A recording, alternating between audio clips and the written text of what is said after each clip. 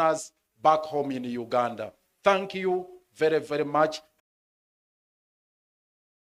Martha Karua. You recall Dr. Besigye was kidnapped from here on the 16th of November. And he was, was taken in a military facility where he was detained for 3 nights. And subsequently, he was arraigned before the General Court Martial with a litany of serious crimes, which invite a sentence of death.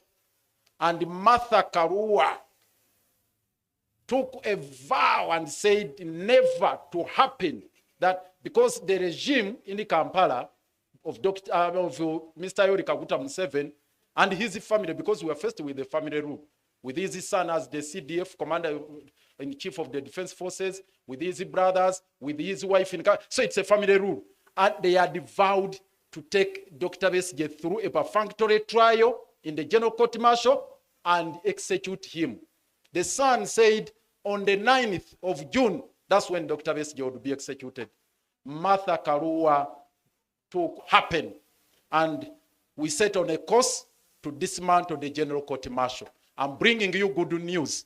With the stewardship of the Honorable Martha Karua, we have finally brought down that tool of oppression, the weapon of persecution. It has been combined the effort. The principals, the people of Kenya, and all of us, we need to tackle the problem from the source.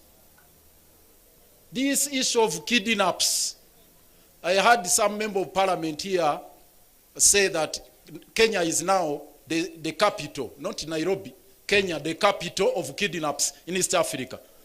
But the cradle is Uganda. The patron of autocracy, the patron of dictatorship, the patron of oppression and suppression, repression, is none other than General Kaguta Yoweri Museveni. That's where all the problems are coming from. And I must commend the Gen Z during Mandamano who paid a visit to our embassy here. Thank you. You paid a visit, a courtesy visit. Please, it was a courtesy visit. But it was a serious one. And it sent very powerful signals back in Kampala. And the same problem emanating from Uganda, it is spilling over. Now in Tanzania, in DRC. Again, our headquarters, our embassy was attacked, was invaded. And the people of DRC are wondering, Uganda, our second forex earner after coffee, is gold. Our second forex earner, our second major export is gold. But we don't have gold mines in Uganda. Then they say, how can this happen? So in DRC they are crying. South Sudan they are crying. Kenya here, we got shocked. And this is my call. We got shocked.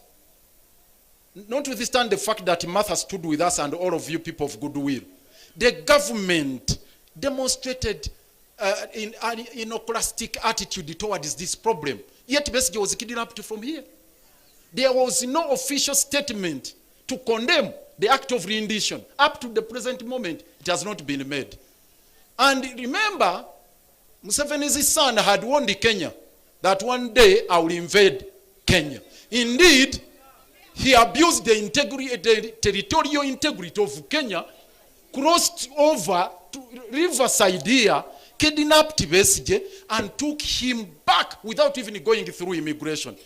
And the government of Kenya has not defended its territorial integrity, not taking Uganda to ICC or the other international fora, and that is a matter which is really baffling us back home. So we invite you that we continue with the solidarity.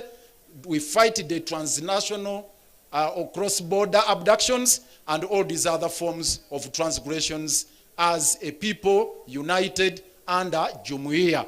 We espouse those values under the treaty. They are talking about a treaty to exchange what they call political dissidents, but political prisoners, that there is an agreement between Kenya